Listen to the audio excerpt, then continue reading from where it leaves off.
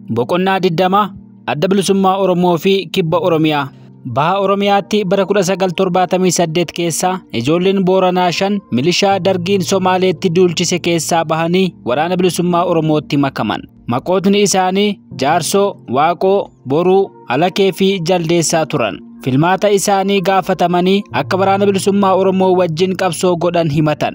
Akka warra kaaniitti qawwee irraa fuudhuudhaan geggeessuun salphaan turre. Bakki itti galan fagoo waan ta'eef waggaa 2 erga waliin turre booda gammoojjii Baalee qaxxaamuranii akka galan waliigalteerra gahamee geggeeffaman. Addi Bilisummaa Oromoo isin faana dhufaa, isin dhaqaa uummata dammaqsaa nu eegaa jedhamaniiti. Jaallan Jaarsoo faarraa waraanni bilisummaa Oromoo eenyummaa Booranaa haalaan baree jaallates. Akkaataa haasaa afaan Oromoo isaaniitiif namuuyyuu itti kolfaa, itti gammadaas ture. Isaanis kaan itti kolfaa turan. Qawween isaanii faal bareedaa akka snaayiperii, isaanis gootota ajaa'ibaa waan turaniif namuu isaan wajjin ramadamuu fedha ture. Isaan keessaa nam tokkoo fi jaallan 4 biroo maabara 100 lakkaawamutti yoo qajeelan qawwee harcaasisanii ari'u. Maabarri waraana Dargiin waldaa qote bulaa keessatti ijaaree qawwee Chikoozii fi Biintoovii hidhachiise waraana bilisummaa Oromootti duulchisaa turedha. Bara 1990 keessa waraanni bilisummaa Oromoo Somaaliyaa irraa yommuu kibba bahaa seenee kibbatti babal'ate jaallan 5 barbaadee arguu hin dandeenye. Kibba yommuu jennu caalaatti naannoo qubsuma Oromoo Booranaa fi Gujii jechuudha. Uummanni Oromoo gara kibbaa moggaa waan jiruu fi walakkeessa biyyaa fi moggaalee hafan wajjin walqunnamtii gahaa hin qabu ture. Oduudhaan nafxanyoonni kan himan uummata nama ajjeesanii muratan malee hin fuune warra lolaa fi nama ajjeesuu jaallatan namoota biraa kan ofitti hin bunnedha. Gujiidhaan janjamtuu jedhan. Ijoollummaa keenyatti gootummaa uummatichaa yommuu dhageenyu baay'ee ittiin boonna turre. Warra of kabachiisanii fi gadaa Oromoo tiksan ta'uu yommuu dhageenyu baay'ee gammanna. Duraan CD 3 yookiin diinota 3 jedhanii Boorana, Gujii fi Arsiin ofumaafuu wanneen xixinnoo irratti wal lolan. Wal gaadan. Sochiin Baalee gara Gujiittis babal'ate uummatni Oromoo Gujii mootummaa Dargii ofirraa ittisaa turan. Dargiin uummaticha jiilchuuf shiftaa baasaa jedhee itti duule. Qawwee isiniif kenninaa walitti qabamaa jedhee namoota 370 bakka tokkotti fixee reeffa isaanii ibiddaan gube. Bakki sun Tuulii Surroo Barguddaa jedhamee beekama. Reeffi namaa kan itti tuulame jechuufi. Barri isaa bara 1975 keessa. Tarkaanfiin sun ummaticha harka hin kennachiifne. Somaaliyaatti yaa'an, karaatti galaanaan nyaataman, beelaa fi dheebuunis guddoo miidhaman. Waraanni mootummaa Keeniyaa qaqqabee rakkise. Hanga hafaniin hidhatanii deebi'anii gumaa baafatan. Humna nyaaphaa lolanii lafa isaanii irra guddaa keessaa ari'an. Lola guyyaa tokko qofarratti nama 540 waraana mootummaa Itoophiyaa irraa ajjeesan. Gootummaa fi tarkaanfiin isaanii boonsaa fi sabbarsiisaadha. Haa ta'u malee gochaan kun seenaa baroota boodaa kana keessatti yeroo tokkoo fi bakka tokkotti haala jibbisiisaa fi gara jabina hiriyyaa hin qabneen Oromoon harka nyaaphaa yookiin bittoota Habashaatti dhumuuf kun ragaa fi godaannisa hin irraanfatamnedha. CD 3 kanneen jedhaman walitti kan araarsee fi akka waliin lollee kan godhe Booranticha Godaanaa Tunee jedhamu kan barasan bulchaa Baalee turedha. Hojii boonsaa raawwate. Booranni gosoota Somaaleetti aanee waan qubatuuf isaaniin lolaa fi ofirraa eegaa jiraate. Kanaaf jecha akka Arsii fi Gujiitti itti dhaqee irraa hin hidhatiin hafe. Yommuu Somaaleen ol duultu mootummaa Itoophiyaa wajjin ta'ee ofirraa ittisaa ture.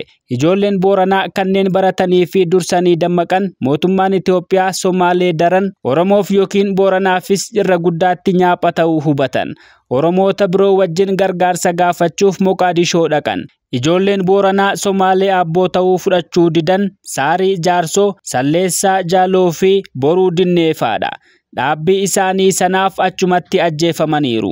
Xulaa Duubees warra Oromummaa lakkisuu didan keessaa tokko ture.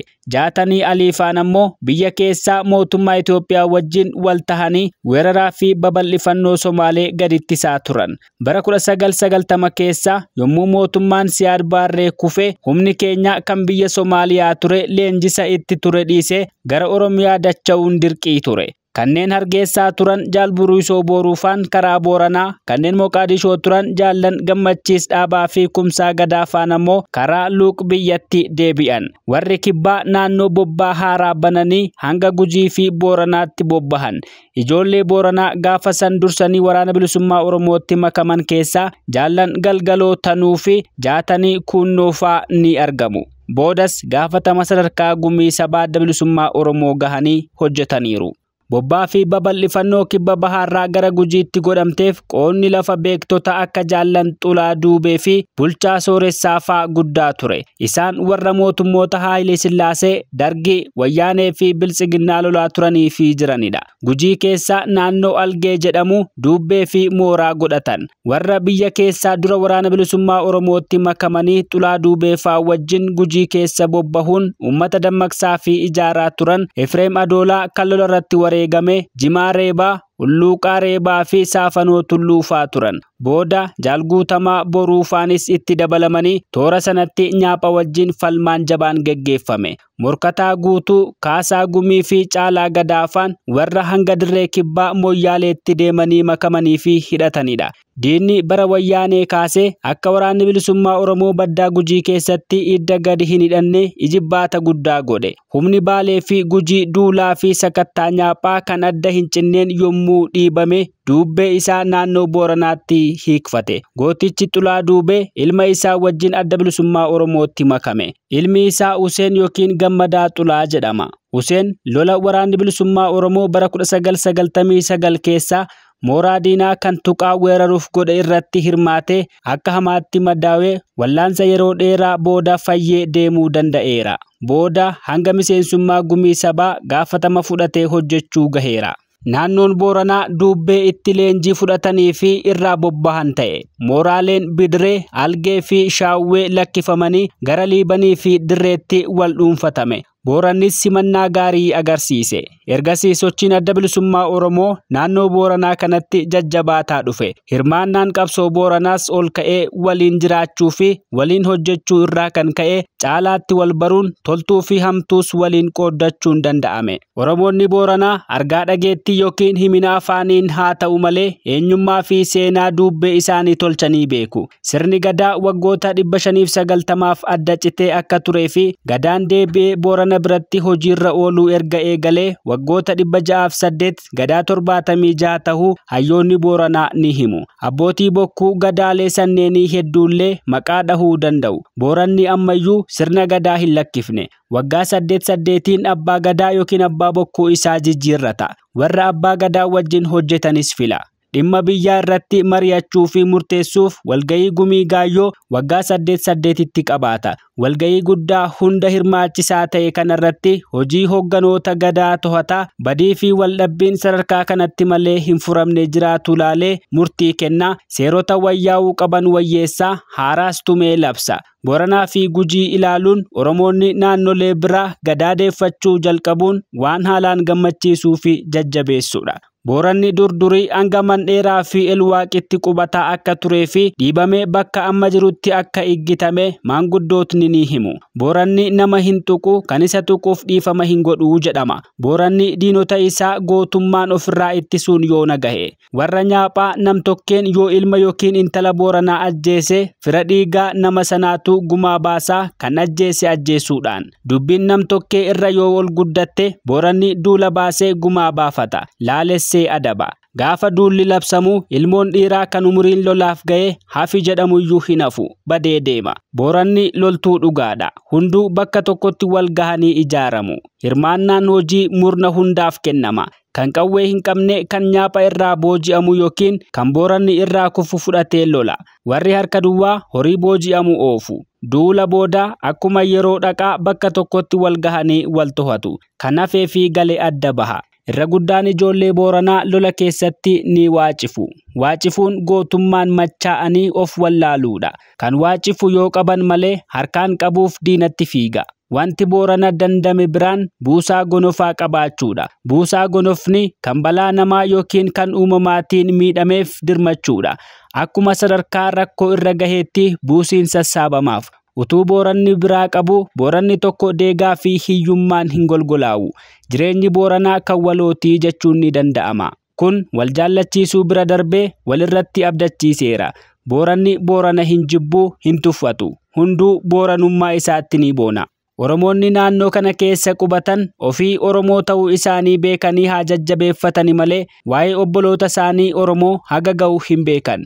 Moggaa biyyaa qubachuu fi waltajjii bulchitoota Itoophiyaa irraa faffagaatanii jiraachuun aadaa fi eenyummaa isaanii jabeeffatanii jiraachuuf hanga tokko gargaareera. Keessattuu sirna gadaa tiksuudhaan dhaloota ammaan ga'uu isaaniif Oromoon cufni isaaniin boona. Lakkoofsa yeroo ayyaanaa fi dhahaa kan urjoota ji'aa fi aduu irratti hundaa'uun beekamu nuuf tursiisaniiru. Maddi qorannoo fi beekumsa gadaa Oromoo kan Profeesar Asmaroom Laggasee fi Dr. Gammachuu Magarsaa Oromoota Boorana, Oromiyaa fi Keeniyaati. Hayyuu fi barsiisaan aadaa fi seenaa Oromoo obbo Dabbasaa Guyyoo dhaloota naannoo kanaa Liiban Nagalleeti. Argaa fi dhageettii irraa hubannoota guddaa kan argate obbo Dabbasaa Guyyoo utuu qaama hin beekamneen Naayiroobii keessaa butame achi buuteen isaa hin dhabamin addunyaa waliin ga'ee Oromoota aadaa, seenaa fi sirna gadaa barsiisaa ture. Waa'ee Oromoo alagaallee waa hedduu barsiise. Ijoollee Oromoo naannoo kanatti dhalatanii carraa giddu galeessaa fi Oromoota biyya ollaa arguu danda'antu dura bayyaanate.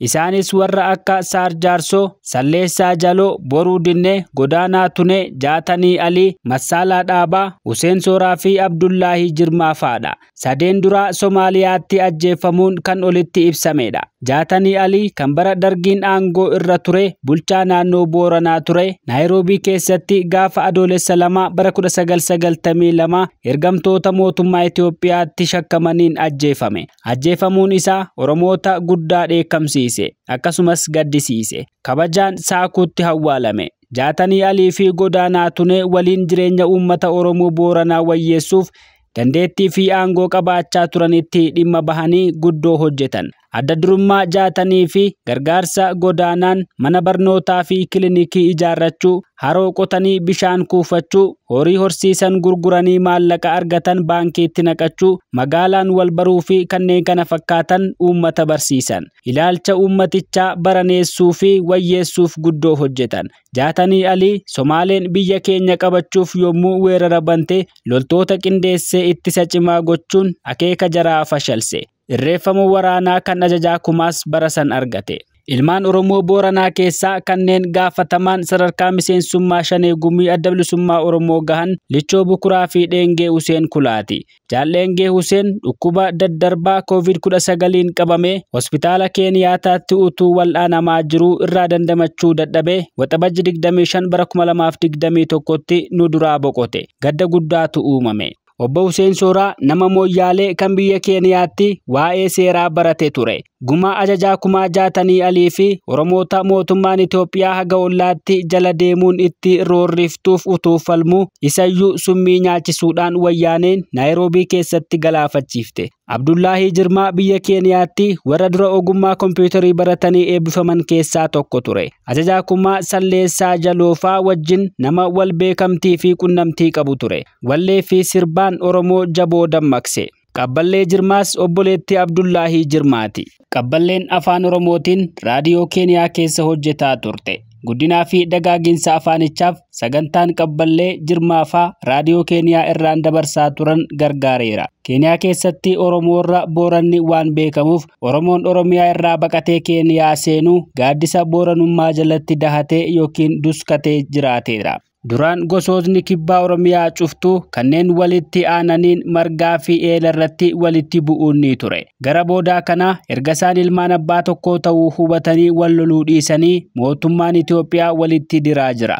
Lola dambal kan gara lachuu irraayyuu wareega lubbuu hedduu gaafatee booda Booranaa fi Gujiin wal lolanii hin beekan. Booda kana mootummaan Itoophiyaa abbummaa Nageellee Booranaa irratti akka wal dhaban godheera. Waldhabbii isaanii jaarsummaan akka fixatan hawwama.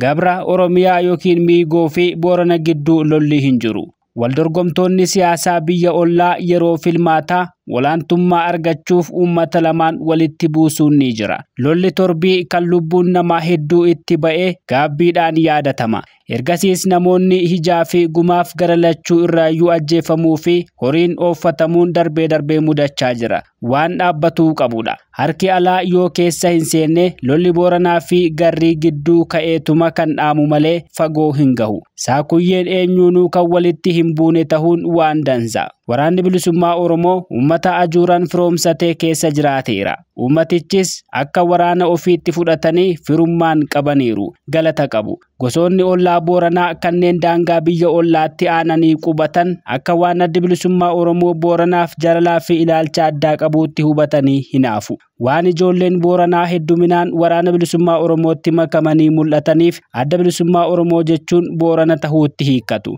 Adda bilisummaa Oromoo garuu hunda isaanii ija tokkoon ilaala. Wallola isaanii gidduus hin seenu. Yommuu carraan isaa argamu ni araarsa. Bara chaarteraasan gaafatamtoonni waajjira adda bilisummaa Oromoo Mooyyaalee Jaallan Guutamaa Boruu, Tasfaayee Dhinsaa fi Suubii Waaqoofaa turan. Bara 1993 keessa erga waraanni bilisummaa Oromoo haga Mooyyaaleetti bobbaa babal'ifatee Jaallan Mallicha Liiban yookiin Tigree, Mallicha Liiban yookiin Walaloo, Dheengee Huseen, Guyyuu Boruu, Guyyoo Filtuu, Dabbasoo Quxuu, Mallicha Adii, Jaarsoo Waaqoo, Alii Garoo, Jaarsoo Xaaxoo, Halkanoo Jiloo, Bulchaa Sooressaa, Waaqoo Qoncooraa, Gaayyoolee Jiloo, Abduub Sooraa, Gumeessaa Diidaa, Edin Waaqoo, Mallicha Saaroo, Moluu Alakee, Tiikuu Jaatanii, Fayyisaa Ibsaa, Qottoo Guyyoo, Morkataa Guutuu fi Kaasaa Gumiifaa warra zoonicha gadi dhaabe keessatti argamu. Ijoolleen Jaarsoo Xaaxoo fi Halkanoo Jiloo ni wareegaman. Ilmaan Gujii fi Booranaa adda bilisummaa Oromootti makamanii roorroo mootummaa Itoophiyaa ittisuuf qabsoo waliin geggeessan irratti madaa'uu fi wareegamuun seenaa haaraa galmeessaa jiru. Oromoonni bakkoota biraa caalaatti giddu galeessa irraa dhufanii naannoo Booranaa keessa qubatanis jiru.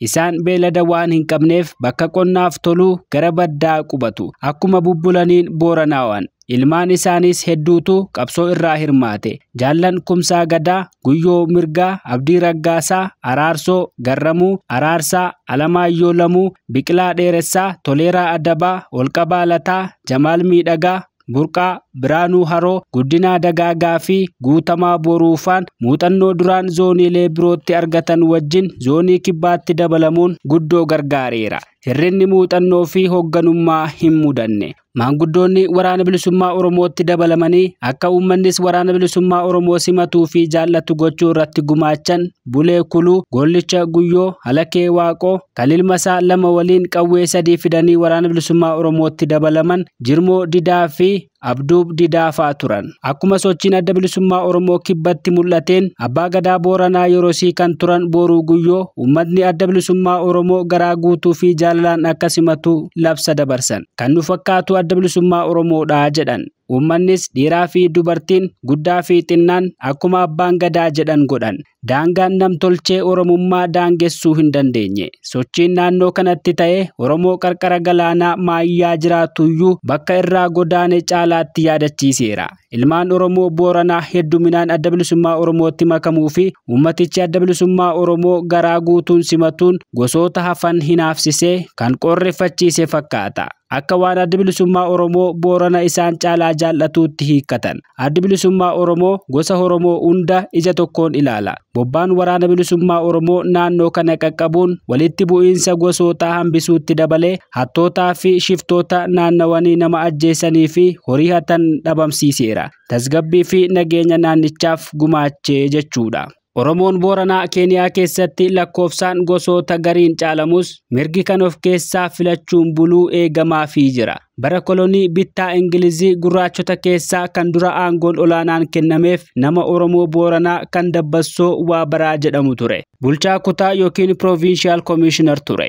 Bilisummaa boodas Booranaa yookiin Ormaa, Gabrii fi Garriin lakkoofsaa fi qubsuma isaanii irratti hundaa'uudhaan hogganoota ofii paarlaamaa, bulchaa, bakka bu'ummaa dubartii fi hoogganummaa hawaasaatti nama ofii filatan. Kanneen sadarkaa ministeeraatti irreeffamanis jiru. Hogganoonni uummata keenya biyya ollaa utuu seera biyya keessa jiranii hin faallessin waan danda'an maraan qabsoo Oromoon bilisummaaf godhuu gargaaraa yoo nagahaniiru. Kanneen maqaa dhahuun tolu keessaa Muhammed Galgaloo Moyyaalee, Muhammed Galgaloo Garseen Taanaa Riiver, Alii Waariyoo Taanaa Riiver, Godaanaa Dooyyoo Isooloo, Dr. Gurraacha Galgaloo Moyyaaleerraa, Abdii Tarii Saakuu yookiin Marsabeet, Jirmaa Aliyyoo Sololoo fi Xiqqaa Godaanaa Naayiroobiirraa ni argamu. Dubartoota keessaa Jaallan Jaatanii Alii fi Jaarsoo Waaqoof Saakuu fi Dambalaa Facanaatti hawultii hojjechiisuudhaan uummatarraa dhalatteef sagalee ta'uun kan faarfamtu aadde Saafiyaa Adam Gollichaati. Kanneen hafanis waan danda'an hundaan qabsoo bilisummaa Oromoo bira dhaabbatan malee gufuu ta'anii hin beekan.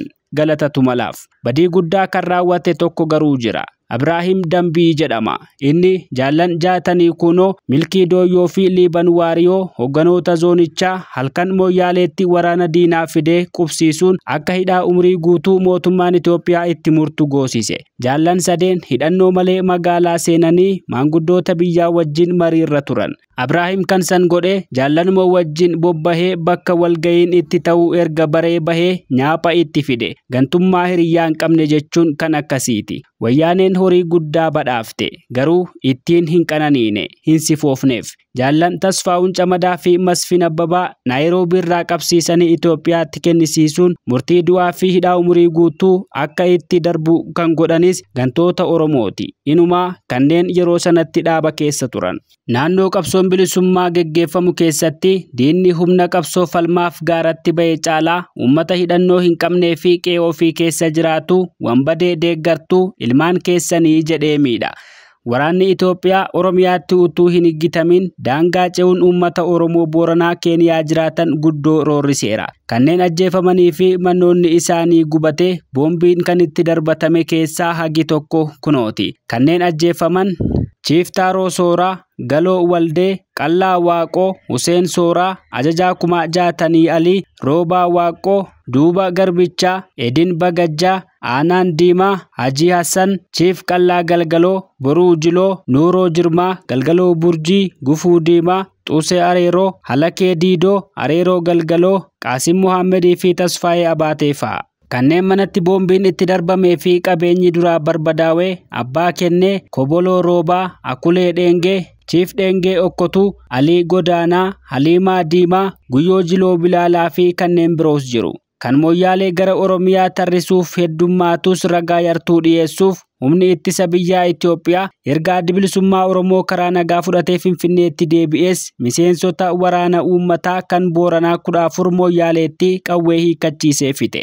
Badiin isaanii Somaalee lafa isaanii fudhachuu barbaadde ofirraa ittisuudha. Moyyaalumatti uummata badii hin qabnee fi hidhannoo maleeyyii kanneen ijoollee fi hawwan keessatti argaman 12 bakka tokkotti manoota isaaniitti rashanan. Hamaamota gurbaa fuudhee fi intala heerumte dabalatee hiddii lolaatti dhukaasa itti bananii fixuun biyya guutuu gaddisiisan. Moyyaalee magaalaa Oromoo dabarsanii Somaaleef qooduutti dabalanii yommuu lolli banamuu Somaalee wajjin dhaabbatanii loltoota Oromoo ajjeesanii hiikkachiisan. Sochiin adda bilisummaa Oromoo babal'atee Boorana gahuun diina guddoo yaaddesse. Naannichi kan biyya ollaan wal tuqu ta'uu fi waraanni bilisummaa Oromoo hulaa kanatti argamuun diina irriba dhorke. Bakkichi daangaan ta'uu duwwaa otoo hin ta'in gara lachuu Oromoon kan qubatu adda bilisummaa Oromoof milkii diinaaf honga ta'uun ifaadha.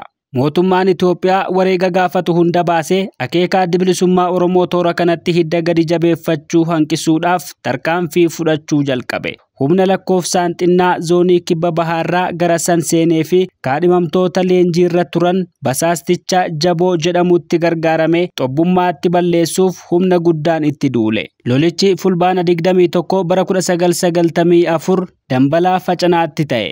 Lola san irratti Jaallan Jaarsoo Waaqoo, Roobaa Birruu, Boruu Mallichaa, Galgaloo faan wareegaman. Wagalee Wattiittii fi Jaarsoo Halakee dabalatee walumaa gala Jaallan 11 wareegamanii 23 madaawan. Kanneen madaan isaanii hamaa ture Jaallan Edin Waaqoo, Moluu Halakee, Roobaa Diinaa, ergasiis marsaa lama kan madaawee Kuluu Gufuu fi Kulaa Alloofaa turan. Diinnis hedduutu dhume. Hangi hafte faffacaatee galte. Nyaaphi nama Jaboo jedhamu kan Moyyaalee ture of dura buusee akka dhufetti himama. Jaboon lola san keessatti ajjeefameera. Jaboon miseensa ta'ee mooraa dhaabaa keessatti qaruuxummaa fi siyaasa nama barsiisaa turedha. Lola haala saniin eegaletu itti fufee yoo naga'e. Waraanni bilisummaa Oromoo naannoo sanatti of ijaaree bobbaa biyya keessatti babal'ifachuu hedha. Diinni daangaa irraa mooraa waraanaa tarrisee dhaqaa fi gala waraana bilisummaa Oromoo to'achuu fi gufachiisuu barbaada. Uummata naannoo keessaa warreen ijoo fi qaroo ajjeesuu fi qabeenya isaanii gubuun uummata sodaachisuu fi waraana bilisummaa Oromoo irraa kutuuf tarkaanfii jibbisiisoo fudhate. Waraanni bilisummaa Oromoos hulluuqee dabree Gujii fi Baaleetti bobbaa babal'ifachuuf saganteeffate. Diinni humna gara baddaatti bobba'u duukaa akka hin buune afaan fajjeessuuf marraa hedduu yommuu bobbaan godhamu humni waraana bilisummaa Oromoo biroo ramadamee waraana mootummaa mooraa Moyyaalee qubatu akka rukkutu godhamaa ture. Bobbaalee kanneen gufachiisuuf diinni humna guddaa baasee irra deddeebiin lolli ta'e. Loloota marraa hedduu tattahan keessatti gara humna keenyaanis wareegni guddaa baafame. Hogganoota humna bobbaa babal'ifannoo keessaa Jaallan Alii Garoo, Tokkichaa, Hacee Halakee, Karaa Liiban, Moluu Mi'oo, Hirigii fi Garbichaa afaan wareegamaniiru. Warra gaafas humnoota bobbaa sanneen dursaa turan keessaa Jaallan Guutamaa Boruu fi Gaayyoo Leejiloo har'allee lubbuun jiru. Yeroo ammaatti bobbaan babal'annoo fuula sanaan godhamu milkaa'ee sochiin Gujii keessaas finiinaa jiraachuun injifannoodha.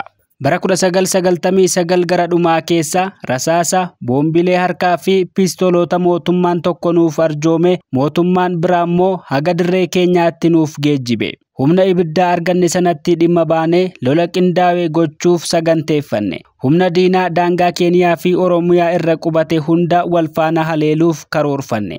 Qorannoo fi qophii lolaa gahaa booda kaampilee garagaraatti wal faana weerara banne. Lolichi guyyaa guutuu fudhate. Diinni boolla keessa ciisee waan loluuf achi keessaa baasuun waraana bilisummaa Oromoo wareega qaalii gaafate. Jaallan hedduun waan madaawaniif bakkoota diinni irraa hariyatamte qabatanii taa'uun kan hin gorfamne waan ta'eef wanti booji'ame fudhatame kallattii hundaanuu duubbeetti socho'ame. Diinni dhumuu fi madaa'uun kaajii nun baafne. Sanaa ol herregannee waan turreef sanatti hin quufne. Mooraa diinaa barbadeessuu fi buqqisuutti wareega ulfaataa baasuu mannaa bobbahanii mul'atanii humna diinaa raasaa yookiin dirreetti harkisanii rukkutuun akka wayyuu sagantaawe. Bobbaan jihaa hedduun godhame, lolooti hedduunis tattahan. Diinni sanaan rifate mootummaa ollaa kadhatee duula waliinii kan helikoophteraan deeggarame waraana bilisummaa Oromoo irratti geggeessan. Haga itti qophaawanii fi dadhaban waraana bilisummaa Oromoo miidhuu hin dandeenye. Mootummaan Itoophiyaa marraa hedduu mootummaa Keeniyaa duula gamtaaf kadhate. Dhimma kanaaf Finfinneetti, Moyyaalee fi Naayiroobiitti bakka bu'oonni waraanaa fi tikaa biyyoota lamaanii wal gahanii mari'atanii duula saganteessaniiru. Mootummaan Keeniyaa marraa haga tokko fafakkeessee marraa kaan immoo dide. Kanaafuu akeekni mootummaa Itoophiyaa akka isaan hawwanitti fiixa ba'uuf hin dandeenye. Haa ta'u malee duula gamtaa godhamee ture tokko irratti humni mootummaa Keeniyaa istoorii keenya argee mihootii gatii guddaa baasan nu duraa fudhataniiru. San malees tasuma walitti bahuun waraana mootummaa Keeniyaa fi waraana bilisummaa Oromoo gidduutti lolootni mudataniiru. Sanneen keessaa tokko kan naannoo Calbiitti ta'edha. Waraanni bilisummaa Oromoo bobbaa Oromiyaa irraa gara daangaatti deebi'aa ture waraana Keeniyaan tasa walitti bahan. Akka wal arganiin walitti hin dhukaafne. Humni Keeniyaa guddaa waan hin ta'iniif jaallan keenya haasofsiisaa telegiraamaan birmachuu yaammatan. Battalumatti waraanni taankii fi helikoophitera qabu dhufee lolli ta'e. Keenya walakkaan bahee kaan wareegaman. Warri madaawanii fi martii diinaa gidduu seenan booji'aman. Warri harka diinaa seenan jaallan Gollicha Dheengee kan booda ajajaa zoonii kibbaa ta'e Abdii Dheengee, Abbaa Xilaa, Elemaa Galgaloo, Guyyoo Giingisaa fi Waaqoo Boruu turan. Waggoota 5 hidhamanii bahan. Daangaa irratti buusanii biraa dachaanaan jaallan mooraa waraana bilisummaa Oromoo iyyafatanii dhaqan. Ajajaa humna sanii kan ture Jaalsuubii Waaqoo warra gaafas wareegaman keessaa tokko. Loltoonni Keeniyaas hedduutu dhume. Zooniin kibba Oromiyaa rakkoolee qabsoo beekamoo akka diinaan lolanii wareegamuu fi madaa'uu, haala qilleensa hamaa danda'achuu, daara, dhukkuba, beelaa fi dheebuu, bobbaa dheeraa fi ulfaataatti dabalee jeequmsaa fi waldhabbii keessaan irra deddeebiidhaan raafameera. Dura ibsoo yookiin ijaarsa bilisummaa saba Oromootu waraana bilisummaa Oromootti abbaa ta'uu barbaade. Humnichi dinnaan ilmaan Booranaa fi kanneen naannolee biraarraa dhufan adda baasuuf olola oofuu jalqaban. hammeenya adda bilisummaa Oromoo hedduu uummataa fi humnicha keessa facaasan. Geggeessitoonni duula sanii Bobbaasaa Dhaabaa fi Laggasee Qananii ijoollee Booranaa kan akka Eelmoolee Jaarsoo fa'aatti dhimmi bahuudhaan olola humnaa fi uummata keessa facaasuuf ijibbaata godhan. Haala san keessatti lubbuun nama Areeroo Dabbasaa jedhamu baheera. Haa ta'u malee shirri sun utuu hin milkaa'in xobbeetti dhaame. Duraan miseensonni waraana bilisummaa Oromoo dirree yookiin gaara jiran carraan magaalaa dhaquu yookiin qunnamuu hin qaban ture. Jireenyi hundaa wal fakkaataa waan tureef wanti walitti hinaafaniif hin turre. Aangoo irratti wal qabuunis hin turre. Mata mataan maallaqni hin argatamu. Yoo argames addatti wanti ittiin godhatan hin jiru ture. Kibbatti magaalota biyya keessaatti ergatanii waa bichisiisachuu bira darbame of wallaalchisanii magaalaa seenuun waan fedhan godhanii fi ergatanii bahuun ni dandahama ture. Kanneen dirree fi Naayiroobii gidduu marmaranis jiru. Warra dirqama dhaabni itti kennuuf kan akka qunnamtii ergu malee jechuudha. Qunnamtiin akkasii mi'aa fi maallaqa qofa osoo hin taane odeessa diigaas wal keessa oofuuf karaa banaa ture. Horii mata mataatti argachuun yookiin kan dhaabaa akka malee dhimma itti bahuun humna keessatti gungummii uuma. Hogganni ofiisaa naamusa yoo cabsu miseensota seera kabachiisuun ni ulfaata. Yeroo sanatti gaafatamaa zoonichaa kan ture Kumsaa Gadaa ture. Ittaana ajajaa humna Somaaliyaarraa Baalee seenee ture. Waaqoo Guyyoo kan godina dhihaatti qondaalaa fi dhalootaan Booranaa ta'e zoonii kibbaa dhufee ture. Inni waan seera jabeessuuf akkaataa abbaan liiban yookiin Kumsaa Gadaa humnicha ittiin taliigutti hin quufne ture. Utuu natti kennamee caalaattiin tolchee raawwadhaa kan jedhus itti buluu hin oolle. Dura dhaabbatee humnas irratti kakaase. Badii himamee hin dhumne itti tarrisan. Hagi tokko dhugaa irra guddaan dhara. Walhubannoon yookiin seeraan fixachuun waan hin danda'aminiif Kumsaan achi lakkisee gara waltajjii godina bahaa akka dabru godhame. Toleeraa Adabaa zoonichaa akka hoogganu ramadame.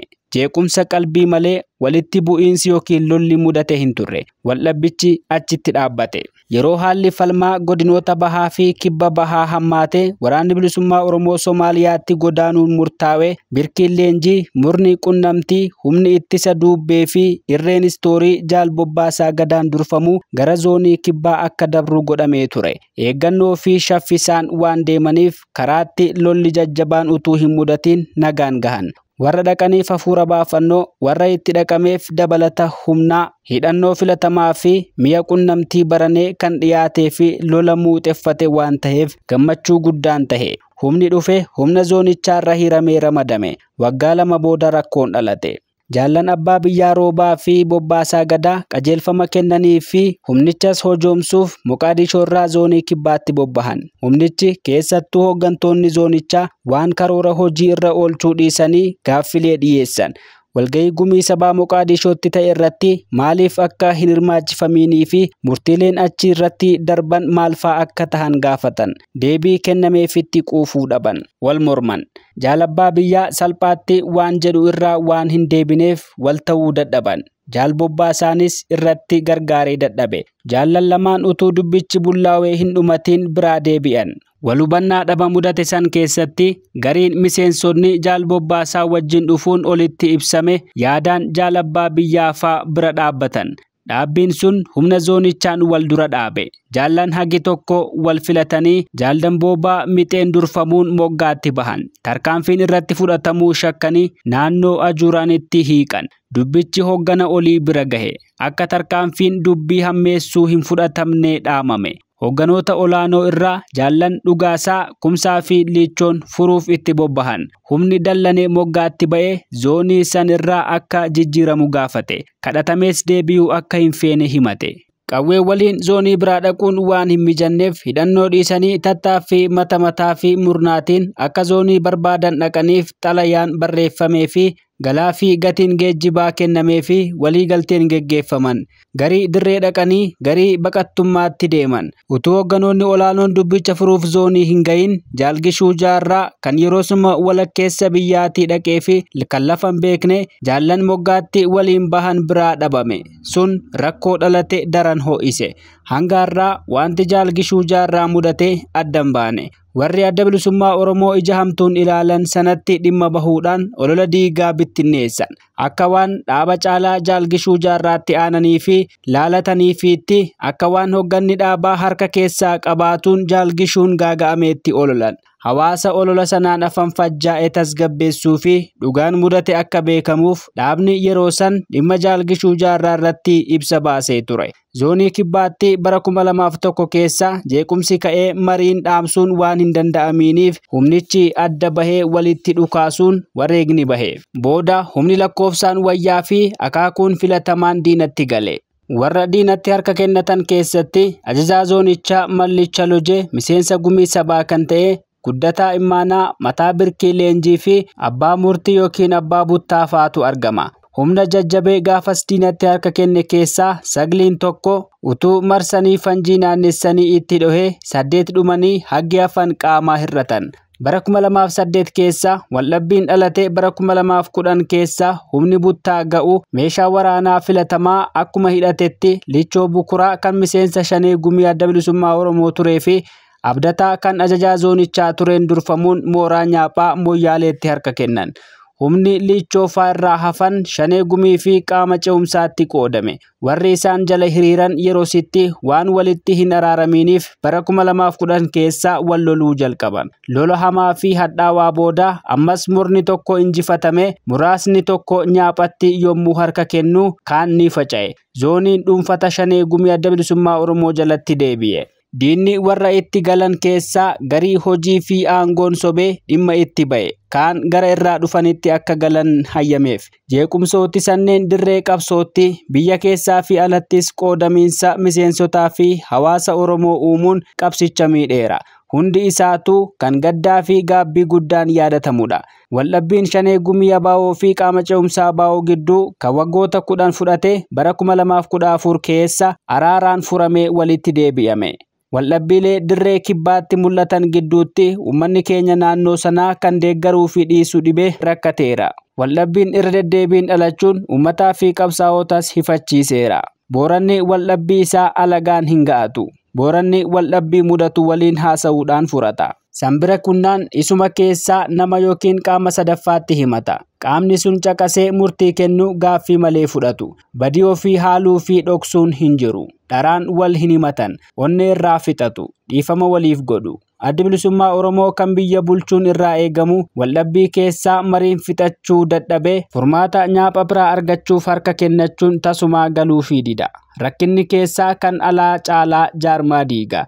Diina icciitii ofii dhokfatanii fi jalaa miliquun irraa dandamachuun ni danda'ama. Kan haga of beekan icciitii dhokfachuu fi jalaa miliquun hin salphatu. Wanti akka Nyaapha ofitti yookiin walitti ta'uu hamaan hin jiru. Waldhabbiin akka hin dhalanne eeggannoo gochuu fi yoo mudate ammoo qabaa isaa beekanii dafanii mariin fixachuun honga hambisee injifannoo dhiyeessa. Haala addaa tokko haa qabaatu malee zoonii kibbaa akkuma zooniilee kaanii qabsoo hadhaawaa keessa qaxxaamure. Akkuma rakkoon mudate injifannooleen hedduunis galmeeffamaniiru. Utubbii fi dirmannaa zooniilee biraafis bakka irraa ka'umsaa ta'eera. Haala hamaa fi ulfaataa keessatti duula diinaa ulfina haala qilleensaa fi hirrina dhiyeessiitiin utuu hin jilbeeffatiin ciniinnatanii irra aanuun jabina. Muuxannoon gaariin argame fuula duraafis bu'a qabeessa.